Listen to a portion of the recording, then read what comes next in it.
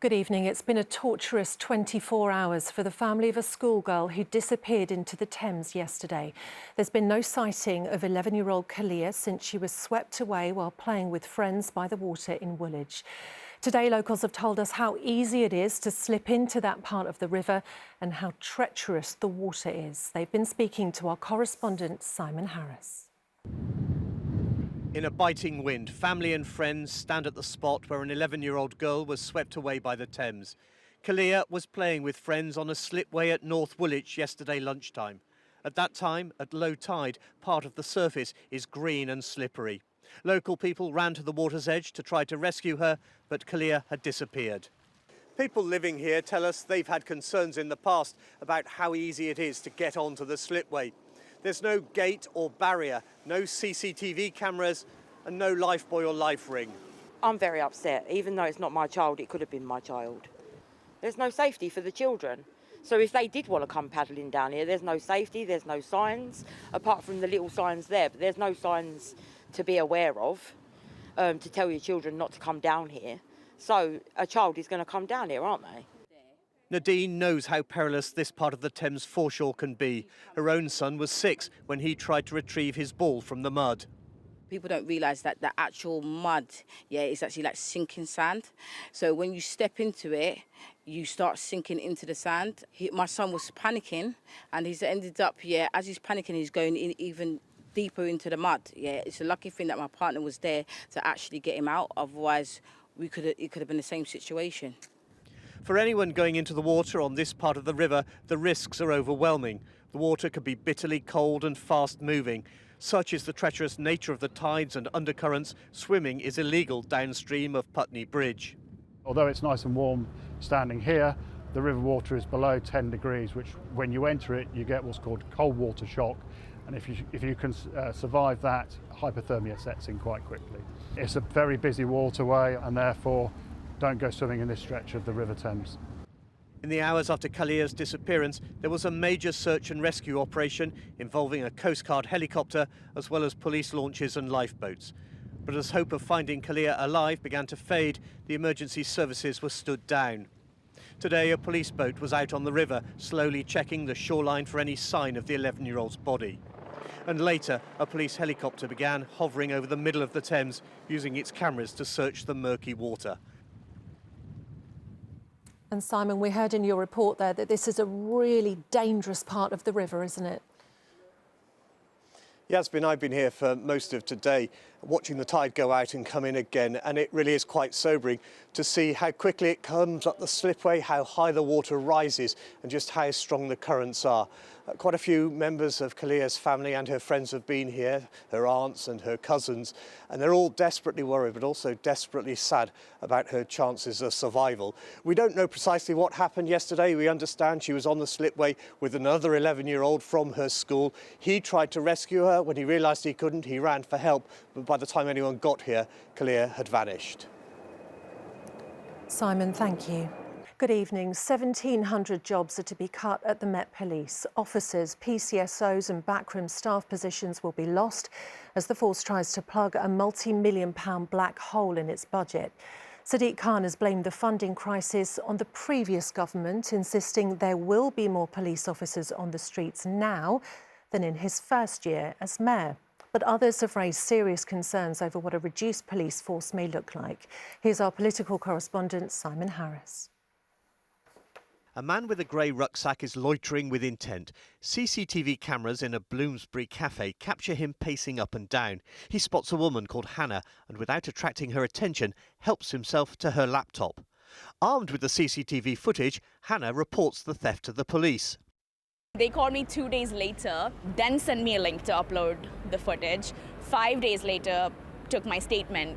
And then they sent it back to me. The statement was riddled with spelling errors that I had to correct and send it back to them. And then they said they'll be in touch, and it's been a month and they haven't.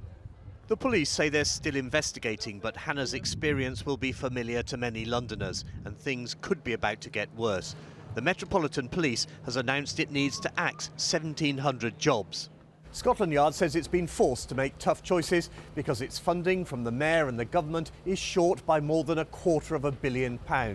That means significant cuts and Londoners getting a poorer service from the Met. Among the looming cuts are an end to the Royal Parks Police, getting rid of police officers in schools, losing a quarter of mounted police and slashing the flying squad by 20%, as well as taking away the squad's guns. If you contribute less towards the Metropolitan Police, you will get a worse service. There's no escaping that. We've heard that the current government has been critical of the previous government, 14 years, and yet seem intent on making exactly the same mistakes. City Hall argues the Mayor has come up with record funding, which will protect more than 900 neighbourhood police. But it's not enough to stop some cuts. Sadiq Khan constantly says that his #1 priority is to keep Londoners safe. Well, you don't do that by allowing the police force to reduce in numbers. We just simply can't afford it. We can't undo 14 years' worth of damage with the previous government in 9 months with the... How long can you go on blaming the past government? Well, the important thing is to compare 9 months versus 14 years, which is unfair. In 9 months, we've got, going into the Met Police Service, an additional £320 million. That's 6 times more than the previous 14 years. Isn't this a consequence of your policies? You've chosen to freeze bus and tram fares. You've chosen free school meals over police officers. Well, because of my policies and investment from City Hall, we have 1,300 more police officers than would otherwise be the case.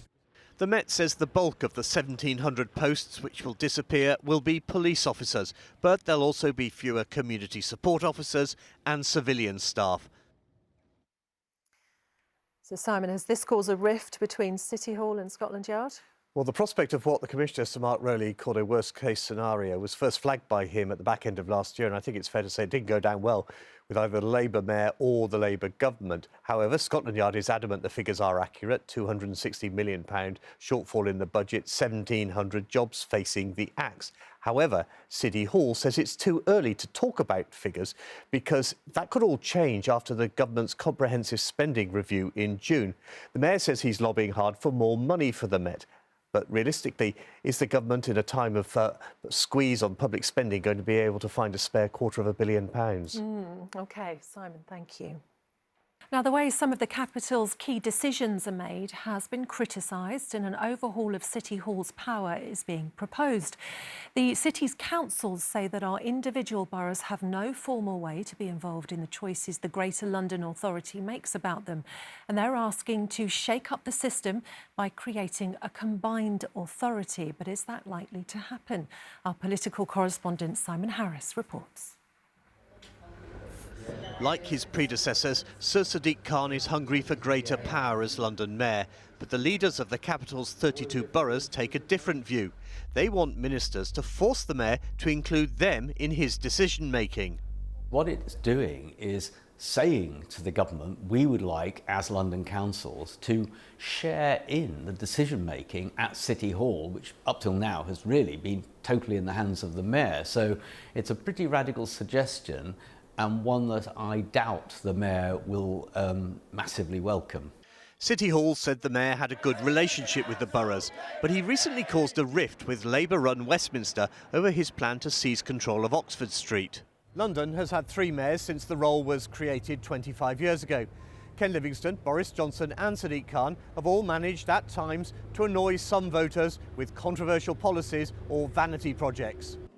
Ken Livingstone spent council taxpayers' cash trying and failing to stop the partial privatisation of the Tube. And his central London congestion charge infuriated some motorists. Boris Johnson's pet projects included the new Routemaster bus, which his successor plans to scrap, and a failed garden bridge over the Thames, which cost Londoners more than £40 million. Sadiq Khan's legacy includes the highly controversial and in places hated ultra-low emission zone and moving City Hall to Docklands at a cost of more than £30 million. The boroughs claimed their plan for a greater say at City Hall would make the Mayor's decision-making more effective. Is this about clipping the Mayor's wings? No, it's not really about clipping the Mayor's wings. This is more about working together. You know, we all know nowadays that partnership is really very powerful. Can you understand why the Mayor might feel threatened by this? Yes, I can understand that, but the reality is actually the Mayor should embrace this because, you know, the leaders wanting to work with the Mayor for the benefit of London and the benefit of Londoners is actually a very good thing from my point of view. But it would need a change to the law. We have a devolution white paper that was published in December, and that opens the conversation. And I think now is the time to explore what different options could be for London, including more power for London and what the appropriate model could be, keeping the mayor but also leveraging all the good things about the borough councils that we have. The mayor hasn't commented on the proposal, but City Hall said he would continue to work with London's councils. Simon Harris, ITV News, City Hall.